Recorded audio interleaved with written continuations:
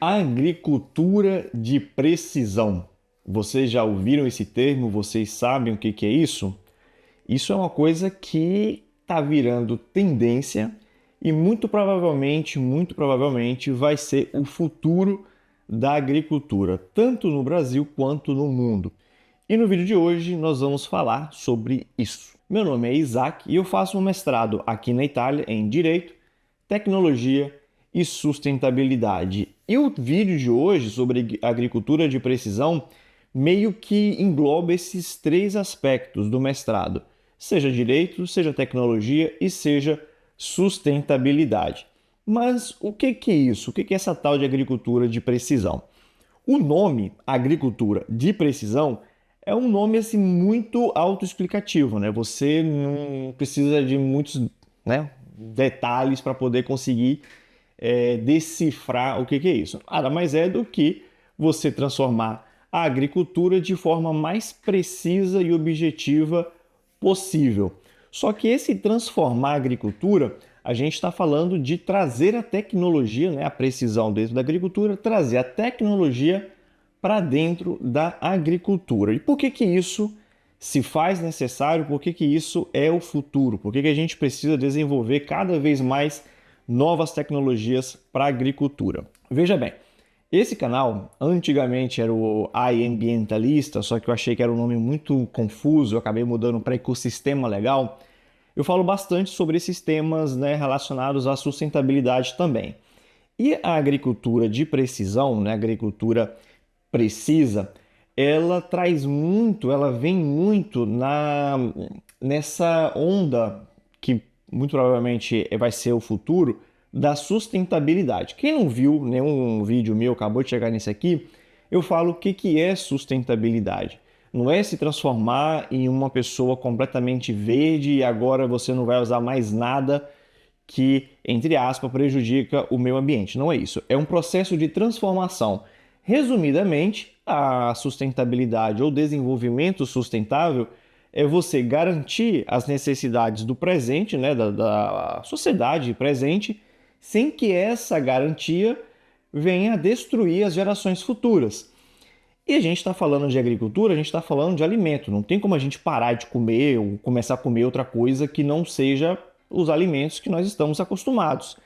Então, pensando nisso, sabendo que a gente precisa de um desenvolvimento sustentável e que a gente precisa da agricultura, os cientistas, as empresas e os agricultores começam a utilizar da tecnologia para poder conseguir acompanhar essas demandas e exigências do mundo. Por exemplo, o Brasil, como todo mundo sabe, é um dos maiores exportadores de alimentos do mundo, seja alimentos em grãos, como soja, café, como também as carnes, né, os derivados dos animais. A gente exporta isso muito. E os nossos maiores clientes, eles estão começando a ficar mais exigentes, eles estão querendo seguir essas obrigações que o mundo está, né, tendendo a seguir do desenvolvimento sustentável, que a gente precisa alcançar isso, porque senão a gente vai ficar para trás.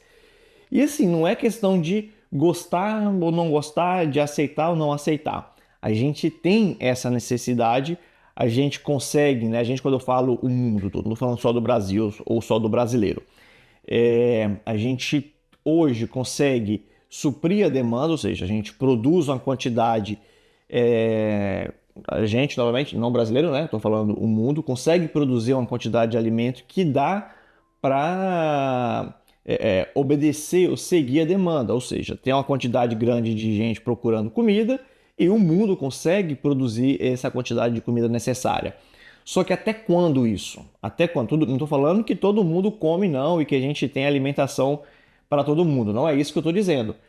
Aí é uma questão de administração, é uma questão de política, é outra esfera. Eu estou falando aqui que o mundo, o planeta Terra, consegue produzir alimento hoje para a quantidade de pessoas que tem.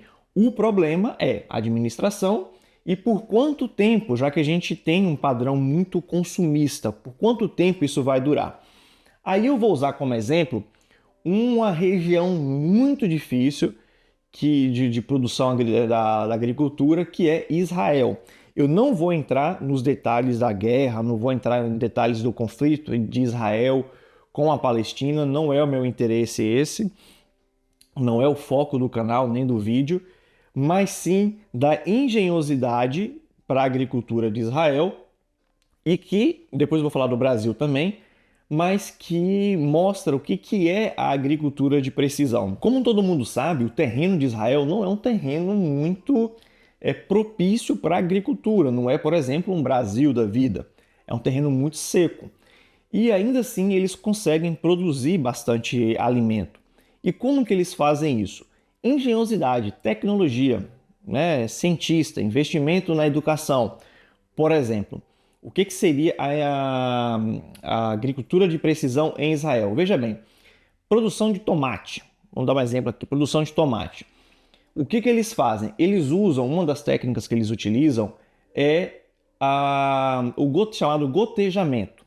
Como é que é isso? Eu dei uma pausa no vídeo porque eu fiquei na dúvida porque é um artigo que eu li sobre a produção de tomate de Israel. Só que aí eu gravando o vídeo aqui, eu fiquei na dúvida, rapaz, será que foi tomate mesmo ou foi outro produto, outro alimento? Mas realmente, eu fui dar uma olhadinha no artigo de novo, realmente era tomate. Mas enfim, como é que eles utilizam?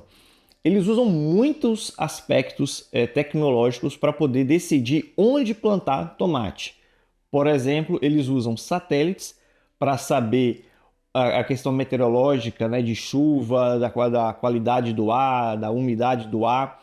E depois que eles determinam isso, eles vão um grupo de cientistas para poder saber a qualidade do solo, para ver se aquele solo ele está propício para receber uma plantação naquele momento. E depois que eles avaliam isso, que eles determinam que aquele local, utilizando satélite, utilizando os cientistas, né, para ir lá na Terra, avaliar a Terra, e veem que aquele ali é um bom lugar para plantação, eles partem para a técnica, por exemplo, do gotejamento, que é uma técnica onde você vai colocar exatamente isso, gotas de água caindo de forma, no caso sem parar, né, e de uma forma eficaz para que aquela planta, aquele fruto receba a quantidade necessária para poder crescer, se desenvolver e dar bons frutos. Então, assim, não tem um desperdício de água, é uma gestão inteligente de água e o suficiente, ou seja, é um gotejamento, é um cálculo que é feito de um gotejamento contínuo para saber se como aquela planta, ou na verdade, o quanto que aquela planta necessita de água para ela cresça e dê bons frutos sem necessidade, né? Sem ter uma perda contínua de água, sem você, por exemplo, jogar água fora do local da planta, né? Ou seja, você está perdendo uma quantidade que é um bem precioso, que é a água, e também não dando para a planta mais do que ela realmente necessita. Isso é uma agricultura de precisão, é usar vários procedimentos, várias fases da tecnologia para poder conseguir, com o menor custo possível, ter uma produção eficaz. E o Brasil ele não fica para trás nisso. O Brasil não é que está na pedra, não. A gente tem muito investimento nessa área, tanto é que a agricultura é muito forte.